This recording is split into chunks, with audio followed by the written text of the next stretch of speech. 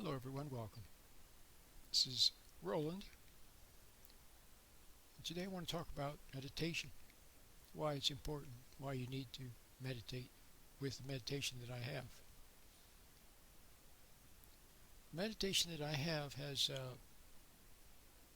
the basic purpose of it is to put you back in touch with your own inner ground of good. Okay? Now in order to do that,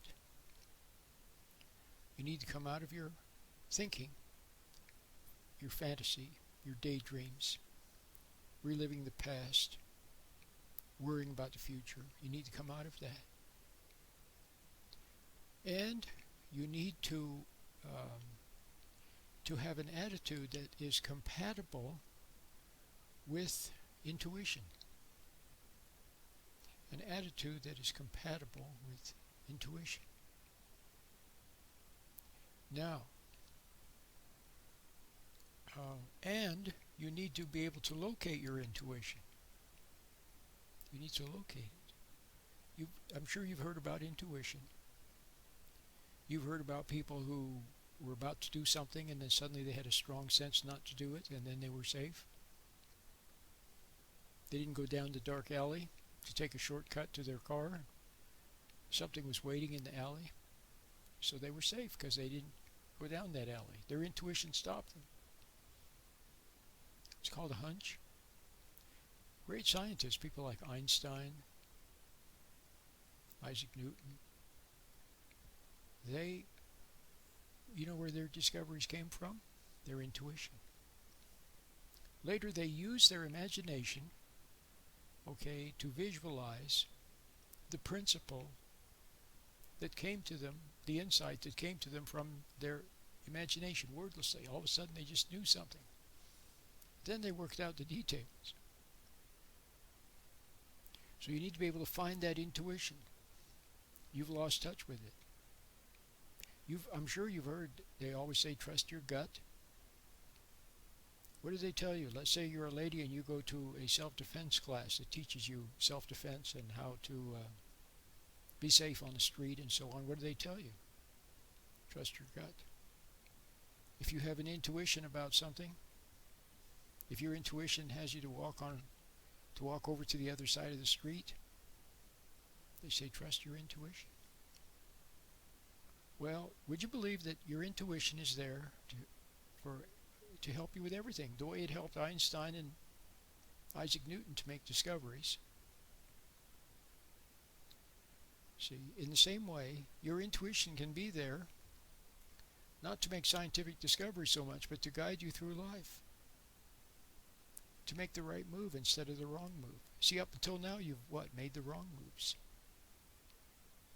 See, and even if it seemed like the right move, it didn't work out. You made a lot of money, but your family hated you. Your wife divorced you. Okay? So, have you noticed that the people that seem so nice, turns out they weren't good for you? The friends you picked, they seemed like they were wonderful friends, but they led you what? Into error, mistakes. Or they just comfort you as you are, so you can't get better. See, comfort is another form of temptation. In the Lord's Prayer, Christ says we should pray, lead us not into temptation, but deliver us from evil. In other words, lead us away from temptation. Okay, and deliver us from evil. Well, that's what God will do for you by way of your intuition. Okay? That's what God will do for you by way of your intuition. He will lead you from danger, from making the wrong move, from following the wrong people, the wrong advice, with the wrong timing. See? And saying the wrong thing. How many times have you said the wrong thing to your child in one of those critical moments, or to your spouse? You said the wrong thing. See? So you need to be led away from saying the wrong thing and doing the wrong thing and making the wrong move at the wrong time. Was it Pascal who said all of our troubles come from not being able to stay at home, sit at home in our own room or stay at home or something like that. Well, if you didn't make the wrong move, didn't go to the wrong place at the wrong time, make the wrong turn, be with the wrong people, have the wrong timing, if you didn't make the wrong move, then you'd be safe, and then you could make the right move. The right move is often just not making the wrong move, because then you're safe. See. So how do you get that intuition? Well, you have to find it. See, up until now, you've doubted it. You've discounted it, which the whole world has taught you to discount it and doubt it. They tell you to study, to look in books. See, when you're walking down the street and all of a sudden, well, should I go down that dark alley, take a shortcut to my car, or should I go the other way? See, what are you going to do? Reach for a book? You're going to call some advice giver? No. You need to have your own intuitive, just-in-time guidance system, and that's what God provides for you by your intuition. He gives animals instinct. He gives humans intuition. Okay, I think I've made it very clear. Okay, so you need to find it and not doubt it and follow it. Okay? But so you can find it by getting my meditation, which teaches you how to sit still. So you have to become still, separate from your thoughts, which mislead you. See, now you've been following your thoughts. See, the voice that comes to you or thoughts that come to you, you think that you're your own. You're your own. You think they're your own thoughts. But they always mislead you. They tell you what you want to hear, or they torment you. See, always there's something not quite right about all of those. Something false about them. But you've been following that voice. See, it was in the Garden of Eden. It was on the outside. It got on the inside. It's the voice of the world. See, the voice of spirit of paradise lost. It's in everyone. Talks to them. Leads them, misguides them to tragedy. Guides them into tragedy. So you must learn not to follow it, but to follow a quiet knowing, a wordless knowing. It's called understanding. It's from God. It's wordless, silent. It's your intuition. It's your closest link to God. See? So that's what you need to be able to find. So the meditation helps you to find it. Because it will increase your awareness. See, if you followed your intuition, if you were aware of your intuition, and you began to move intuitively, wisely, thoughtfully, reasonably, see, then that would be good for you. So that's what you need. And then you need to go out into the world and maintain a connection with your intuition. What you do now is you go out in the world, you get excited, you get angry, you react to something, you get excited, you get angry, which is failing, and then you get lost in thinking.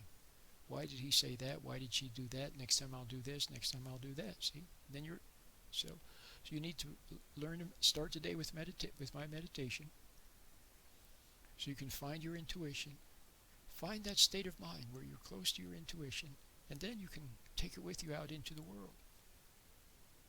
Okay? And then the other thing that you need to do, then remember I talked about an attitude. Now see, that's the one thing I can't give you. That's one thing I can't give you. You have to have an attitude where you're willing to know the truth, where you want to know the truth.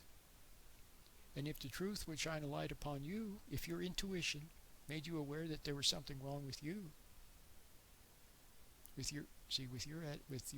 for example, resenting your wife or your husband, or resenting another person, or being impatient with your kids, if you became aware in God's light, in the light of intuition, that there was something wrong with that, it would be painful to realize that you're wrong.